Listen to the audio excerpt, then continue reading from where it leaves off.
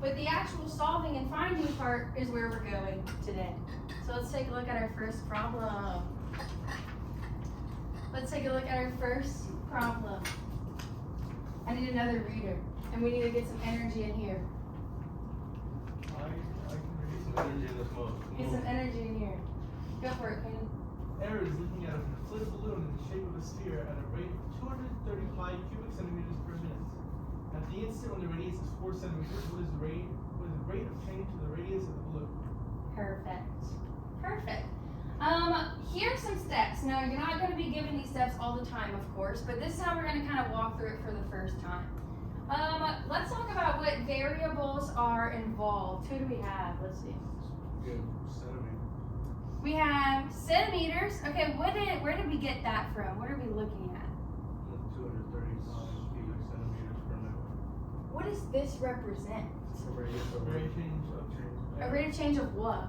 All the air. Of air, a rate of change of, say that again? Volume. Volume. Cubic centimeters, when you have a cubed unit, that indicates volume. And let's think about this scenario. There's a balloon and the air is leaking out. So it might look something like this. And it's a balloon in the shape of a sphere, which is nice, right? That we get this perfect like sphere shape. But we have something like this. You know, here's a sphere, and the air, maybe this is where it started, and now the air is leaking out. So the changing piece is what? This volume. This volume. So let's take a look at this. 235 cubic centimeters per. What does per indicate? A rate. A rate. Per, oops. Per indicates a rate minute. So the 230 pi is what variable? If we were writing this out, what would that variable look like if it's a rate of change of volume? But how do we write that? How are we writing that? Like with dV over dt. Yeah, with respect to time. dV over dt is 230 pi, and we could write cubic centimeters per minute. Is that okay? These are going to take a little bit of thinking, right? It's not going to say, hey, everyone, dV dt is.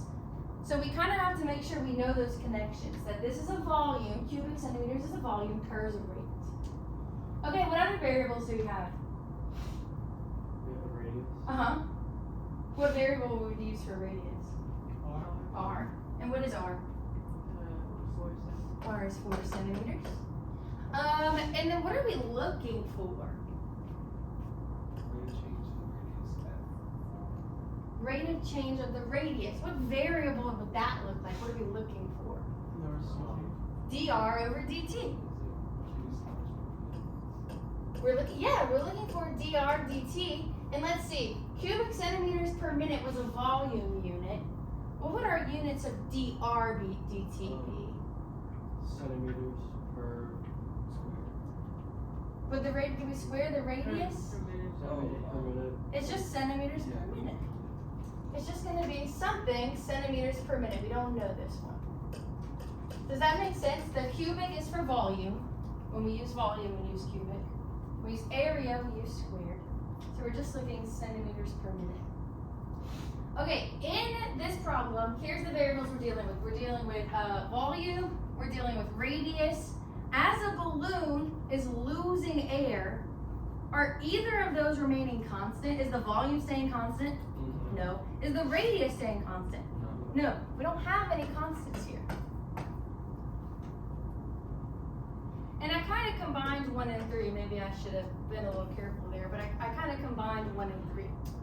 We have rates, dV dt is given, and the rates to find is this dr dt. Now we need to write an equation that's going to relate all of these variables or relate these rates. Hey, 2.7 related rates. Okay, let's find an equation that's going to relate these guys. Which equation should we use?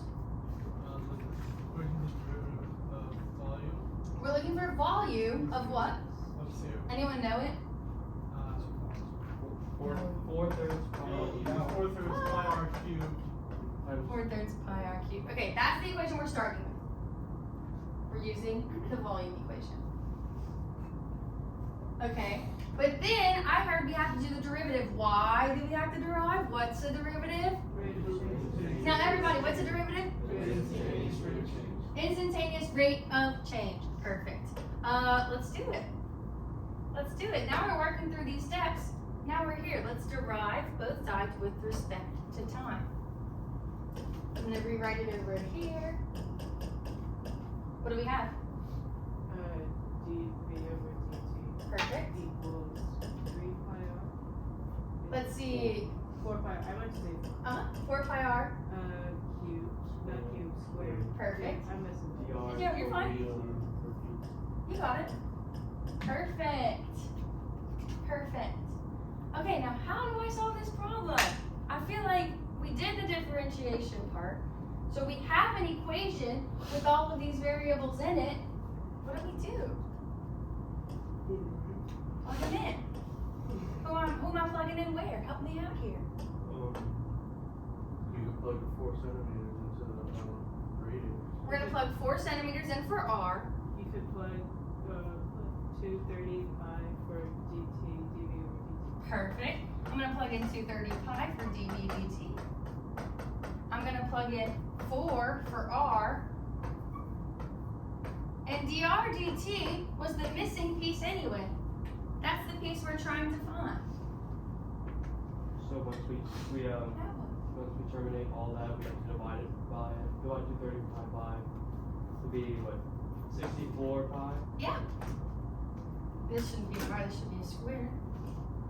Now we're just doing some algebra. We just need to isolate dr dt by dividing by, and if it helps if I write this one extra step, I can simplify 4 times 4 times 4, which you said was what, Hayden? 64. 64 pi dr dt. And like Hayden said, let's divide both sides by 64 pi to see what's up. And what do we get? dr dt equals 230 over 64 centimeters per minute. So we have a pi divided by pi. 235. Those guys are going to cancel, and it's just what? 230 over 64, whatever that number is. Okay, units, centimeters per minute. So now, that's it. I mean, we've solved the problem. If I were going to ask you to interpret this, to give us a nice sentence in context, okay, to give us a nice sentence in context, what's that going to look like? Or what might you say? Who wants to take a gander? Go for it. The Instantaneous rate of change is of what? of time. Instantaneous rate of change of The rate the radius. is increasing at a rate of 230 over 64 centimeters per minute. Perfect. We're almost there. At the instant when? What was the instant that we when the radius was 4? That's perfect. Does that make sense? So note that this rate of change of the radius likely was not 230 over 64 the whole time. It probably was something that wasn't constant, right? It wasn't always going to be 4 centimeters per minute. But when the radius was 4, at that instant, that was the current rate of change. Does that make sense? Should we try again? We like it. Can I have a recorder? I'm talking through it. I'm gonna talk you through it. Thanks, Dave. We're gonna talk you through it. Give me a reader, please. I'll read it. Go for it. A stone is dropped into a calm body of water, causing ripples in the form of concentric circles. The radius of the outer ripple is increasing at a rate of 1 foot per second. When the radius is 4 feet, at what rate is the total area of the disturbed water changing? Give him a round of applause. Thank you. Let's talk about our variables. Let me click this little link before Taya starts writing. I can click this little link here to kind of give you a better image of what's happening here. You know how when you drop like a stone in water and then you can see like the, let's see, let's drop the pebble. Oh wow. That is cool. In that immediate like splash just kind of grows until it eventually fades away. That's the scenario we're trying to model here, okay? Just the outer one. Yeah, we're just gonna focus on that one, just that outer one. Because of course it will make a couple of different circles, just that outer one. Okay, let's talk about our variables that are involved. What do we have? We have the radius Okay. is increasing at a rate of 1 foot per second, so it'd be dr over dt. Perfect. Oops, sorry, I didn't change the pen and I have to click back. Sorry. That is exactly dr over dt. 1 foot per second. Perfect. Do we agree? Yes. Okay, I love that. What other information do we have? The radius. Okay, we have the radius, so how would I write that? Or how would Teo write it?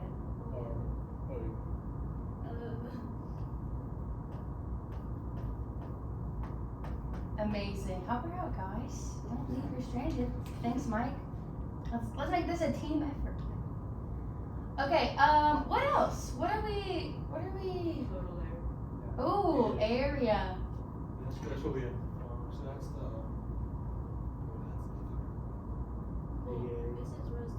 Yeah, right. Ooh, so what are we trying to find? Yeah, We're trying to find perfect. That was a great catch. We want to find at what rate is the area. We want to find perfect. Oh. Oh, great. Would be feet per second, too, or feet squared. Yes, feet squared per second would be our units. Great job, Ivy. Next to the question mark, yeah, we can just set it there. Feet squared is our area unit, and we need a per when we're doing a rate.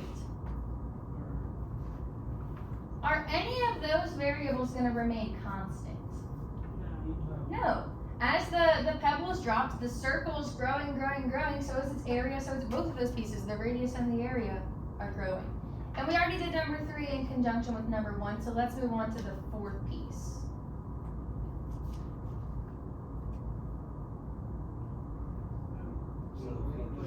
Equation.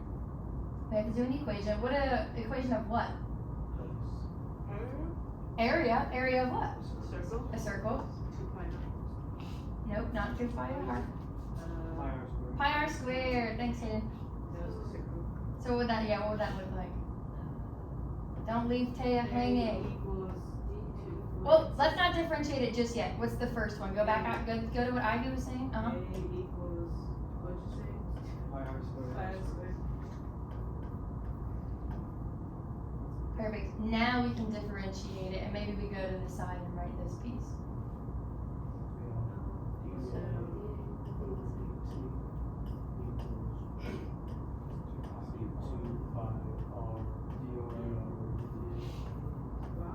Wowzers.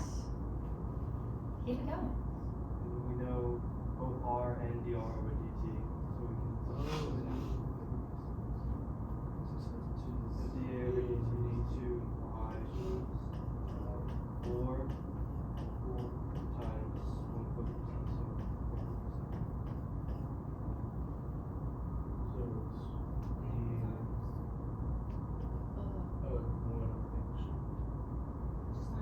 Yeah, why? Changing at 1 foot per second. That's the RDT. So Maybe some parentheses around that one. Perfect. dA over dt is feet pi. Feet squared per second. Yeah. Why is it square? Yeah, Yep. Thank you so much. Give her a round of applause. Woo! Okay, contextually, what's the sentence we're creating here? What's going on? What did we just do? What did we discover?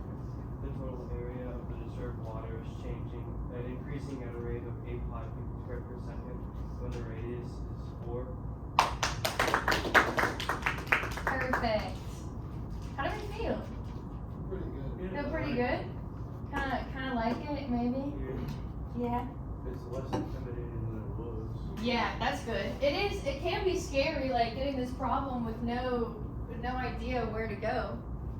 So we kind of break this thing down. I want to try maybe one more as a group, maybe one more as a whole class before we split up. All right, take a second to read this guy. Water is leaking out of a cylindrical tank. And of course, I have another one of these. Oh no, this is a cone. That's not a cylinder. All right, never mind.